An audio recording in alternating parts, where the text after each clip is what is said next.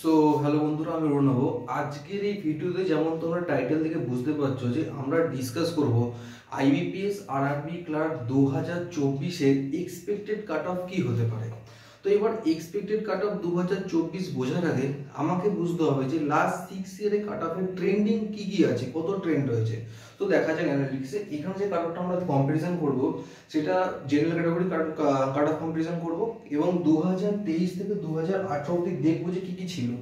তো যেমন তোমরা দেখতে পাচ্ছ 2023-এ যে কাট অফ ছিল সেটা জেনারেল ক্যাটাগরি ছিল 73.75, 2022-তে ছিল 74.75, তার মানে 23-এর থেকে কম্পেয়ারে কিন্তু 24-এ বেশি ছিল এবং 21-এ ছিল 75.75, 2020-তে 77.75, 2019-এ কিন্তু আবার কাট অফ ডাউন হয়েছে 74.75, 2018-এ হচ্ছে 75.25। ঠিক আছে, এই যে যত কাট অফগুলো সেরকম দেখছো সেটা হচ্ছে prelims cut off IBPS RRB clerk out of 80। আচ্ছা, তা এই ট্রেন্ডিং দেখে আমি কি বুঝতে পারছি? এই ট্রেন্ডিং দেখে বুঝছি যে কাট অফ কিন্তু এমন না যে প্রত্যেক বছর কাট অফ বাড়তে থাকছে। কিছু বছর কাট অফ বেড়েছে, কিছু বছর কাট অফ কিন্তু ডিক্রিজ হয়েছে। যেমন যদি আমি নিই, এইখানে কাট অফ ছিল ধরো 74 2019-এ, তারপর কিন্তু হলো 77, অনেক ধাপ কিন্তু ইনক্রিজ করলো, কিন্তু আবার কাট অফ কিন্তু রিলেটিভলি ডাউন হতে যাচ্ছে। তার মানে কি এই যে 2024-এ কি কাট অফ ডাউন হবে? এবার এইটা বোঝার আগে আমাকে বুঝতে হবে যে এই কাট অফটা ডিপেন্ড করছে কার উপর। এই যে কাট অফটা ডিপেন্ড করছে যে কোশ্চেন পেপারটা কেমন আসবে। তার মানে যদি কোশ্চেন পেপার হার্ড আসে সেই ক্ষেত্রে কাট অফ কিন্তু ডাউন হবে, এবং কোশ্চেন পেপার যদি ইজি হয় তাহলে কিন্তু কাট অফ হাই হবে। তার কারণ হচ্ছে যখনই কোশ্চেন পেপার টাফ হবে তার মানে ম্যাক্সিমাম অ্যাটেন্ড কিন্তু খুব বেশি লোক কিন্তু অ্যাটেন্ড করতে পারে বেশি কোশ্চেন, যেই কারণে ম্যাক্সিমাম নাম্বার কিন্তু উঠবে না, সেই কারণে কাট অফ কিন্তু কমে যাবে। যেই কোশ্চেন ইজি হবে নাম্বার অফ অ্যাটেন্ডস মানুষরা কি করবে, অনেক বেশি করবে, যেই কারণে কাট অফ হাই হয়ে যাবে। এবং এইখানে আর একটা বড় ফ্যাক্টর হচ্ছে যে এই সব লাস্ট যে 6 ইয়ার্স, এই লাস্ট 6 ইয়ারে কিন্তু কোনো সেকশনাল টাইমিং ছিল না। তার মানে ছিল ওখানে কম্পোজিট টাইম। মানে কি, তার মানে 80টা কোশ্চেন টোটাল সলভ করার জন্য কিন্তু মানুষ পেত 45 মিনিট। এবার সে এই 45 মিনিটে কটা রিজনিং করবে, কটা ম্যাথস করবে সেটা তার ব্যক্তিগত ব্যাপার ছিল, বাট সেই জিনিসটা কিন্তু 2024-এ নেই। তার মানে 2024-এ কিন্তু তোমরা যে টাইমিংটা পাবে সেই টাইমিংটা হচ্ছে 40টা কোশ্চেন, 40টা রিজনিং কোশ্চেন সলভ করার জন্য 25 মিনিট।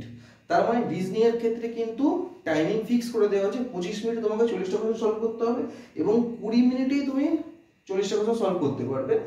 তো আগে কিন্তু এই ব্যাপারটা ছিল না। আগে ছিল তোমার কাছে থাকবে ভাই 45 মিনিটস আর তোমাকে সলভ করতে হবে 80টা, এবার তুমি কটা সলভ করতে পারো। এবার তাহলে বলবে, এবার তোমরা বলতে পারছো এটা তাহলে প্রবলেম কি হচ্ছে, এটাতে প্রবলেম, এটাতে চেঞ্জেস কি হলো, এটাতে কেন এটা করা হলো? এর মূলত কারণ হচ্ছে এতদিন যে স্ট্র্যাটেজিটা করা হতো সেই স্ট্র্যাটেজি কি হতো, যে স্টার্টিং লোকেরা রিজনিং দিয়ে করতো। রিজনিং এ তখন কোনো যেহেতু সেকশনাল ছিল না, লোকে রিজনিং কি ইজি রিজনিং আসতো ক্লার্কের ক্ষেত্রে অ্যাজ কম্পেয়ার টু পিও বা অন্য কোনো এক্সাম দেখি, আরআরবি বা আইপিএস এক্সামে কম্পেয়ার দেখি আরআরবি ক্লার্কের কিন্তু রিজনিং অনেক ইজি আসে। তো এই ক্ষেত্রে কি হতো যে লোকেরা রিজনিং পোর্শনটা কিন্তু 16 থেকে 18 মিনিটে কমপ্লিট করে দিত 40টা কোশ্চেন। বাকি যে টাইমটা বাঁচতো সেই টাইমটা কিন্তু তারা ইউটিলাইজ করতো কোয়ান্টিটিভ অ্যাপটিটিউড বা কোয়ান্ট অফ ম্যাথস এর ক্ষেত্রে। তার মানে এইখানে যখনই মানুষগুলো টাইমটা কি করতো, যে এখানে ধরুন 25 মিনিটটা যেটা আছে এই জায়গাটা এই পুরো সেকশনালটাই লোকে কিন্তু কমপ্লিট করে দিত 16 থেকে 18 মিনিটে। তারপর যত টাইম বাঁচতো সেই টাইমটা ইউজ করতো কোয়ান্টের ক্ষেত্রে সলভ করার জন্য। এই কারণে কিন্তু কাট অফ অনেক বেশি হাই হয়ে যেত। কারণ বুঝতে পারছো, এই কারণে কিন্তু কাট অফ হাই হতো 73 74, বাট এখন কিন্তু হবে না। এখন 25 মিনিট, চাहे তোমার পেপার 16 মিনিটে রিজনিং শেষ হোক, চাहे তোমার 18 মিনিট রিজনিং শেষ হোক বা তোমার 25 মিনিট রিজনিং শেষ হোক, you will be getting 25 minutes time for the reasoning part only and you can't change the section. ঠিক আছে, 25 মিনিটস কমপ্লিট হবে, তারপরে কিন্তু তুমি অ্যাপ্লাই করতে পারো কোয়ান্টের ক্ষেত্রে। যেই কারণে চান্সেস আর দেওয়ার যে কাট অফ কিন্তু এবার কমবে। বোঝা গেছে? তার মানে কি, এবার এটাও ডিপেন্ড করবে যে কোশ্চেন পেপার কেমন আসবে। তো এখনো অবধি আমি যেটা বললাম যে যদি পেপার হার্ড আছে কাট অফ ডাউন হয়ে যাবে এক্সপেক্টেড কাট অফ, যদি পেপার ইজি বা মডারেট আছে কাট অফ কিন্তু হাই হয়ে যাবে। তো এখনো অবধি তুমি যদি কোনো কিছু শিওর বা কেউই বলতে পারবে না, অনলি অ্যান্ড অনলি আইবিপিএস এবং এক্সাম দেওয়ার পর লোকের যে রিভিউ, সেই রিভিউ দেখে কিন্তু বোঝা যাবে যে এক্সপেক্টেড কাট অফ কি হতে পারে। তো মোর অর লেস খুব বেশি চেঞ্জ না হলেও কাট অফ কিন্তু এই যে তুমি নাম্বার যদি অ্যাভারেজও করো, ঠিক আছে, 72 টু 76 বা এরকমের মধ্যে কাট অফ কিন্তু লাই করতে পারে, মানে এত বড় গ্যাপ আসছে। এই গ্যাপটা কেন আসছে, কেন কি প্যাটার্ন প্রথমত চেঞ্জ হয়েছে এবং কোশ্চেন কেমন আসবে না আসবে সেটা কেউ জানে না। তো এই জিনিসটা পুরোপুরি ক্লিয়ার হবে যখন 10 তারিখে ফার্স্ট পেপার হবে। আইপিএস আরআরবি ক্লার্কের ফার্স্ট ডেটটা সেটা হচ্ছে 10 তারিখ, 10th আগস্ট। এই ডেটের যে 4টে শিফটের অ্যানালিসিস করার পরে কিন্তু বোঝা যাবে যে কোশ্চেন পেপার কেমন আসছে এবং এক্সপেক্টেড কাট অফ কি হবে। সেকেন্ড জিনিস, তো এখন আমাদের কি করা উচিত, আমরা কি চিন্তা করা ছেড়ে দেবো না? তোমাকে মেন যে ধ্যানটা এখন রাখতে হবে সেই জিনিসটা হচ্ছে অ্যাকিউরেসি। অ্যাকিউরেসি মানে হচ্ছে যে কটা কোশ্চেন আমি সঠিক করছি। তার কারণ হচ্ছে যে সাপোজ আমি যদি মাইন্ডসেটে এটা নিয়ে চলি যে ভাই লাস্ট ইয়ার কাট অফ ছিল 73, 74, আমার কতগুলো কোশ্চেন অ্যাটেন্ড করতে হবে, অতগুলো কোশ্চেন অ্যাটেন্ড করার চক করে যদি আমার কোশ্চেন ভুল হয়ে যায় তাহলে কিন্তু সিলেকশন থেকে তখনই আউট হয়ে যাবে। তার মানে এই জিনিসটা সবচেয়ে বেশি ইম্পর্টেন্ট। যেমন তোমার সিম্পল এক্সাম্পল দিচ্ছি, তোমরা যে কোনো মক টেস্ট দাও না কেন, সেই মক টেস্ট দেখবে একটা সেকশন থাকে অ্যাকুরেসি বলে, যে অ্যাকুরেসি 100% আউট অফ 100% মধ্যে কত, কাউর 73, 74, 80, 90, 95, 100%। ওই অ্যাকুরেসিটা কিন্তু হচ্ছে মেন ফ্যাক্টর। যদি তুমি তোমার অ্যাকুরেসি মেনটেন করো যে ভাই আমার যা হোক না কেন আমি কোশ্চেনগুলো ভুল করবো না, যা করবো ঠিক করবো, সেই ক্ষেত্রে কিন্তু তোমার chances of clearing the exam is very high as compare to যে হয়তো 80টা কোশ্চেন সলভ করেছে।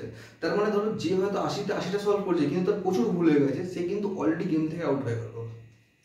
তো মেন ফোকাস তোমাকে রাখতে হবে যে তোমার মেন ফোকাস হবে যে ভাই আমি যটা কোশ্চেনই করি না কেন সব কটা কোশ্চেন আমি সঠিক করবো, অ্যাকুরেসিটাকে মেনটেন করবো, rather than number of wrong attempts. আমি রং অ্যাটেম্পট বা আন্দাজ আমি মারবো না, যেটা পারি সেটাই করবো এবং 100% অ্যাকুরেসি মেনটেন করার চেষ্টা করবো।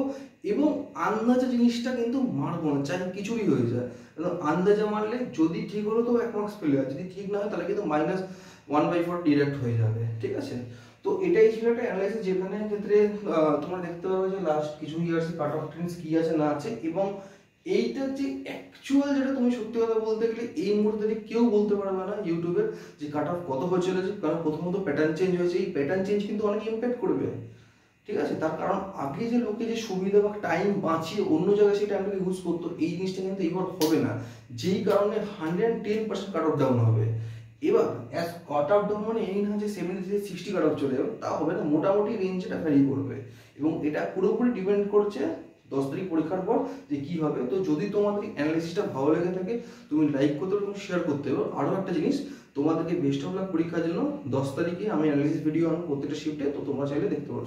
Thank you so much.